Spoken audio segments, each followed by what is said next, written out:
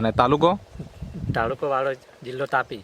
તાલુકો વાલોડ, જિલ્લો તાપી. અને જિલ્લો તાપી. હા. હવે આપણે તમારા ખેતરમાં ઊભા છીએ. હા. આ શેની ખેતી છે? ગલકાની.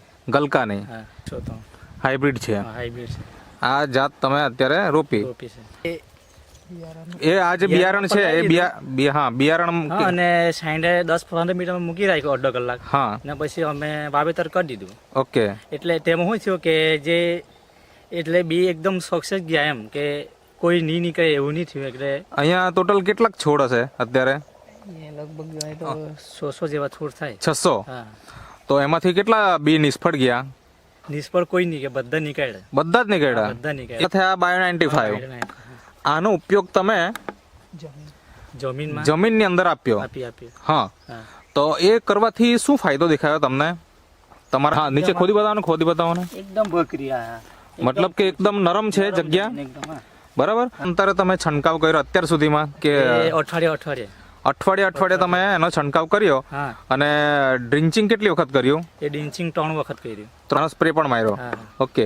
તો હવે મારો પ્રશ્ન એ છે કે તમે અહીંયા બીજું પાંદડું છે, આ ત્રીજું છે, આ ચોથું છે, બરાબર, આ પાંચમું છે, અને એના જ બાજુમાં છઠ્ઠું છે, એના બાજુમાં સાતમું, એના બાજુમાં છે સાતમું, આ બાજુ આઠમું. હા, આ લાઈનમાં જ છે. બરાબર. હા. ઓહો. મતલબ આપણે જોઈ શકીએ ખેડૂત મિત્રો કે આ પાંદડે અહીંયા લાગ આપણે જોઈ શકીએ. ગઈકાલે તોડાઈ ગયા છે ને? હા, તોડાઈ ગયા. આ તમે જોઈ શકો દરેક જગ્યાએ જબરજસ્ત ઉત્પાદન છે. એક જ વેલા પર નહીં, આપણે બીજે પણ જઈએ અને બીજે પણ જોઈએ કે ખરેખર બીજે પણ એવું ઉત્પાદન છે ખરું કે. તો અહીંયા જોઈ શકો તમે, અહીંયા પણ એ જ હાલત છે. આ એક પાંદડું, બીજું પાંદડા ઉપર, ત્રીજા પાંદડા ઉપર, આ ચોથું પાંદડા ઉપર, આ પાંચમા પાંદડા ઉપર, આ છઠ્ઠા પાંદડા ઉપર.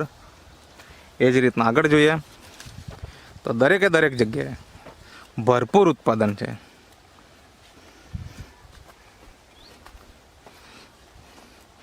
જ્યાં જોવો ત્યાં તેમને ગલકાનો લાગ જોવાનો મળશે. એવું નથી કે એક જ છોડ ઉપર. હજી તો વેલા નાના છે, હજી ઉપર ચડવાના બાકી છે, મતલબ ફેલાવાના બાકી છે. અને તોય આપણે ઉત્પાદન જોઈએ તો અહીંયા જબરજસ્ત જોવાનું મળે છે.